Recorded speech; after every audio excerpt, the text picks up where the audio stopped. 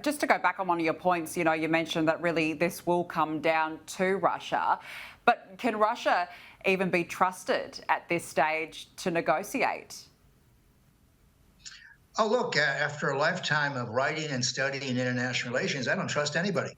What they have, of course, is the leverage. I mean, the essence of diplomacy and the essence of life is, do you have leverage when you sit down at the table with somebody? And they be trusted.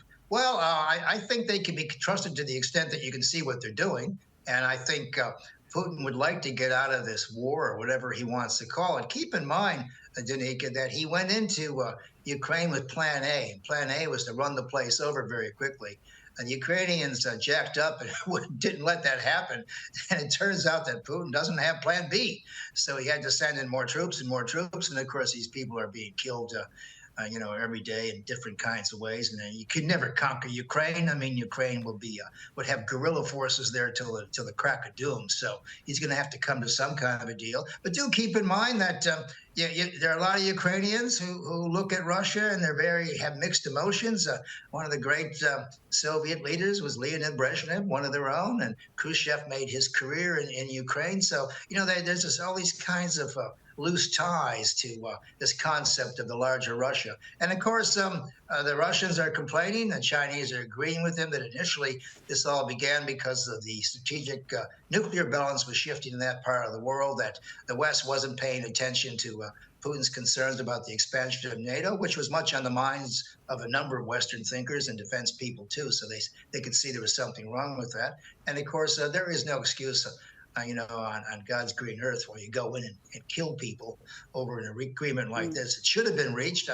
My big complaint is that I think to the extent the United States brought a little bit of this on, I think on February 23rd last year, Biden should have called Putin up on the phone and said, look, NATO is not going to go into Ukraine. There's not going to be any advanced weapon systems in their borders, which is only 490 miles to Moscow, on my watch.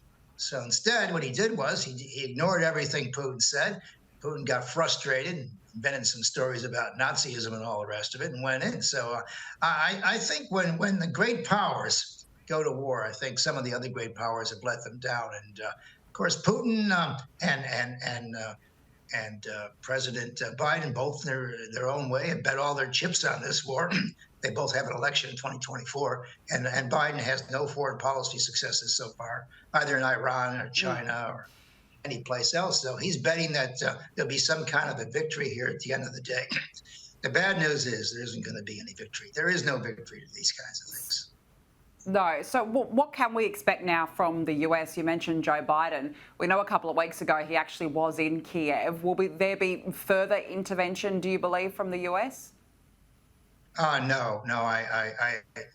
One thing Kiev wants fighter planes. And if those fighter planes come in, then Putin could say, look, we are officially at war. I mean, they are technically at war with the United States through this proxy war. Now, the United States can't do any much more about that. And of course, our President Biden is sensitive to the margins here. He doesn't want to start World War III. On the other hand, he doesn't want to be seen to be soft on Russian aggression here, or whatever we're going to call it. And so I think the United States has pretty much played its hand. What it should be doing now with its allies is concentrating on how to get out of this. But I looked at, just before your show, I looked at all the European response to the Chinese peace offer or whatever it is. And they're all saying, the Russians are not, the Chinese aren't talking about guilt or Russian responsibility. Hey, look, when you're killing tens of thousands of people, and 8 million of your citizens have gone to sit abroad and 15 million can't find a meal tonight, I think it's time to sit down at the table and cut the bloodletting as much as possible. I mean, we can solve some of these other things. But the international arena is very, very untidy.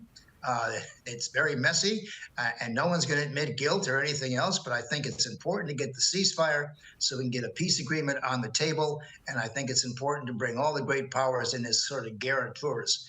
Will it last forever? Look, in diplomacy and in life, there ain't no forever. What we want is something that lasts a while until the next time. So I think all the great powers have a responsibility, and I think the European criticisms of this plan, I think they should back off for a while and give peace a chance. Okay, well, I guess remains to be seen. Joe Siracusa, good to speak with you. Thank you for joining us. Okay, thank you.